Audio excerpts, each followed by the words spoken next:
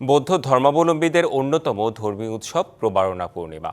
এই দিনে আত্মসংযমের অনুশীলন, অসত্যকে বর্জন করে সত্য ও সুন্দরকে বরণ করার শিক্ষা দেয়া হয়। বর্ষা শেষে উদযাপিত হয় এই উৎসব। এই উপলক্ষে বান্দরবান সহ বাকি দুই পার্বত্য জেলায় ব্যাপক প্রস্তুতি নিয়েছে স্থানীয় প্রশাসন ও ব্যবসায়ীরা। রবিবার থেকে পাহাড়ে শুরু হচ্ছে মারমা সম্প্রদায়ের প্রবারণা পূর্ণিমা উৎসব। আষাঢ়ী পূর্ণিমা থেকে ৩ মাস বর্ষাব্রত পালনের পর আসে প্রবারণা পূর্ণিমা। এই পূর্ণিমা তিথিতে বৌদ্ধ ভিক্ষুরা নিজের অপরাধ বা পাপ স্বীকার করে পরিশুদ্ধ হন।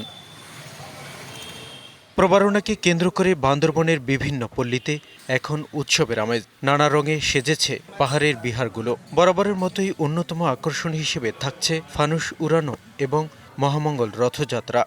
আমরা প্রত্যেক বছর ওই ৩-৪ বন্ধু মিলে ফানুস বানিয়ে থাকি। এই প্রবারণা পূর্ণিমায় সবচেয়ে বড় ফানুস আমরাই বানাচ্ছি, আর এটা বানাইতে সময় লাগবে ৩ থেকে ৪ দিন।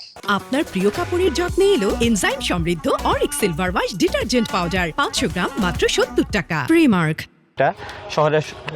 শহর প্রদক্ষিণ করে তারপর নদীতে আমরা এটা বিসর্জন দিয়ে দিব। সাথে সাথে আমরা এগুলো রং বেরঙের প্রদীপগুলো আমরা ওখানে বিসর্জন দিব। এদিকে প্রবারণা পূর্ণিমা ঘিরে প্রশাসনের পক্ষ থেকে জোরদার করা হয়েছে নিরাপত্তা ব্যবস্থা।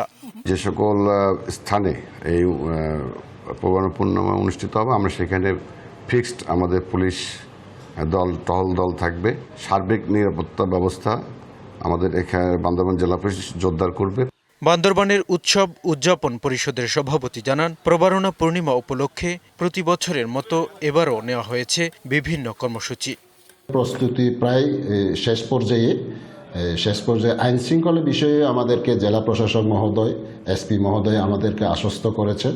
ওনারা আইন শৃঙ্খলা রক্ষা ব্যাপারে ওনারা সজাগ আছেন।